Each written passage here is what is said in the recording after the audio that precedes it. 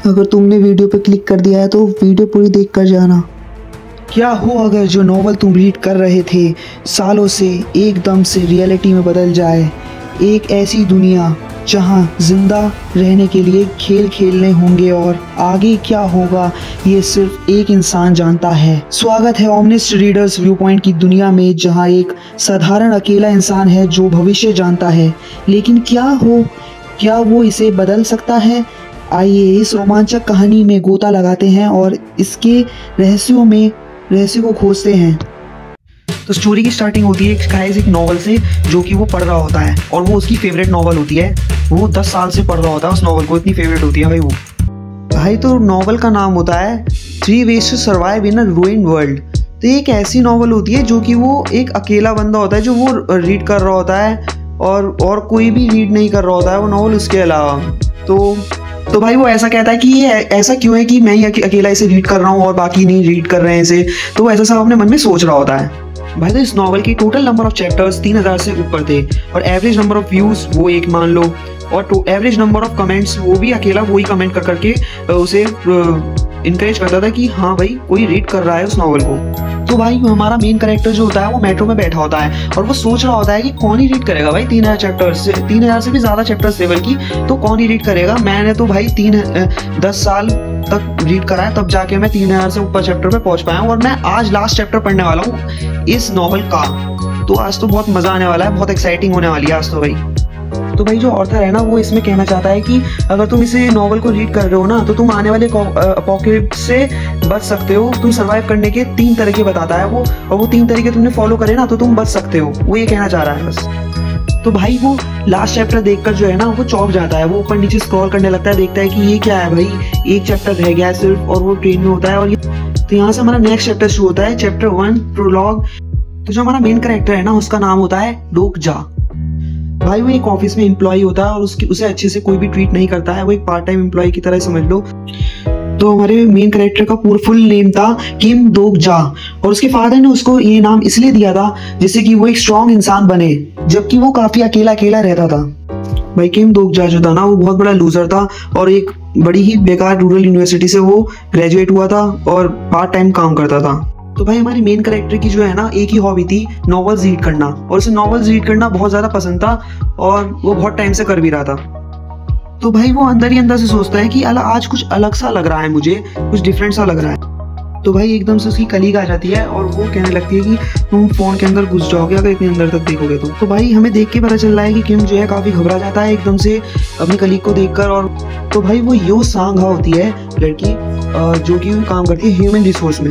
भाई तो वो पूछने लगती है कि तुम कहाँ जा रहे हो, वो बोलता है कि मैं घर जा रही हूँ, और तुम कहाँ जा रहे हो, बस ऐसी बात चलती है। भाई तो वो लड़की कहने लगती है कि मैं तो बहुत लकी हूँ कि मैं डिपार्टमेंट मैनेजर जो है वो छुट्टी पर है आज। भाई ये सूंघने लगता है लड़की को उसके बाद और कहने लगता है कि ये तो बहुत ज़्यादा फेमस लड़की है हमारे ऑफिस में और ये मेरे साथ बैठी है, वहाँ मज़े आ गए भाई। तो भाई ये जो है हमारे लड़के से पूछती है कि क्या तुम रोज सबवे लेते हो। यो बोलती है कि किसी ने मेरी बाइसिकल चोरी कर ली। तो किम चौंक जाता है और बोलता है क्या तुम ऑफिस बाइसिकल से जाती हो। तो यो कहती है मैं ओवरटाइम करती हूँ आजकल, तो मुझे एक्सरसाइज करने का टाइम नहीं मिल पाता। तो किम अपना माइंड में सोचता है कि यो ऐसी लड़की है जो अलग तरह की जिंदगी जी रही है मेरे से। यो बोलती है स्पेनिश में can you lend me some money. Kim चौंक जाता है और अपने मन में कहता है यो तो घर जाते हुए भी स्पेनिश सीख रही है, और यो अपने आप को रोक नहीं पाती और वो झांक कर देख लेती है किम के फोन में और कहती है ये क्या रीड कर रहे हो। तो किम अपना फ़ोन छुपाने की कोशिश करता है लेकिन वो फिर दिखा देता है और वो दिखाता है कि ये एक नॉवल है। तो यो कहती है कि उसे भी नॉवेल्स रीड करना बहुत पसंद है और वो उससे उसके ऑथर का नाम पूछती है, फेवरेट ऑथर का नाम, लेकिन वो किम कह देता है कि अगर मैंने तुम्हें बताया भी तो तुम उसे पहचान नहीं पाओगे। ये मेरी हॉबी है कि मैं नॉवेल्स रीड करता हूँ घर जाते हुए अपने काम से, लेकिन दूसरों को बताना काफ़ी ज़्यादा शर्मनाक होता है कि मैं ये सब चीज़ें रीड करता हूँ अपने घर जाते हुए। आज का दिन मेरे लिए बहुत अलग है क्योंकि आज मेरी नॉवल ख़त्म होने वाली है और उसका आखिरी दिन है, मतलब आखिरी चैप्टर है जो है रह गया है इस रीड करने को। आप सब लोग यही सोच रहे होंगे कि ये नॉवल ही तो ख़त्म हुई है, एक एंडिंग ही तो ख़त्म हुई है, तो इसमें कौन सी बहुत बड़ी बात है। लेकिन उसके लिए बहुत बड़े मायने रखती थी ये नॉवल, क्योंकि वो 10 साल से पढ़ रहा था इस नॉवल को हर समय। तो उसने ये नॉवल स्टार्ट करी थी रीड करना जब वो 3rd ईयर में था मिडिल स्कूल में। Even when he was bullied in school, जब वो बुली किया जाता था ना स्कूल में, तब भी वो रीड करता था नॉवल। एंट्रेंस एग्ज़ाम में फेल होने के बाद भी वो ये नॉवल को रीड करता था। जब वो आर्मी में फ्रंट लाइन्स में भी नहीं गया था तब भी उसे वो नॉवल रीड करता था। तो आज apiology of ways of survival release होने वाला था। तो भाई किम यही सोच रहा होता है कि मैं ये नॉवल तब से रीड कर रहा हूँ जब मैं छोटा था और मैं इतना बड़ा हो गया हूँ। ये इसने 3000 चैप्टर को पार कर दिए हैं 10 साल में, ये तब से मैं रीड कर रहा हूँ। भाई किम अपने मन में सोच रहा होता है कि ये नॉवल तो मेरे लिए ही बनी थी, क्योंकि मैं ही रीड कर रहा हूँ, ज़्यादातर व्यूज़ तो आ नहीं रहे हैं, मैं ही रीड कर रहा हूँ बस, और कोई रीड नहीं कर रहा। तो भाई किम कहता है कि उसे डोनेट करने का मन है, लेकिन वो डोनेट नहीं कर सकता क्योंकि उसकी सैलरी नहीं है इतनी कि वो डोनेट कर सके।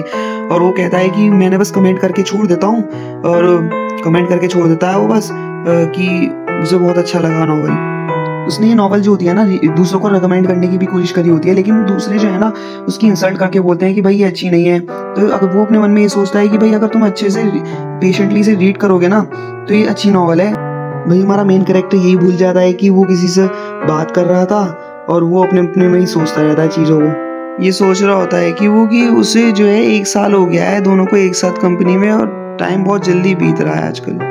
तो भाई किम कहता है कि उसका कॉन्ट्रैक्ट जो है ना ओवर होने वाला है बहुत जल्द। तो ऐसे सब सुन के यू जो है काफ़ी एम्बेरस फील करने लगती है, और ये सोचने लगती है कि वो तो भूल ही गई थी कि वो तो फुल टाइम एम्प्लॉई है ऑफिस में, और ये जो है पार्ट टाइम काम कर रहा है, ये सब भूल गई थी वो।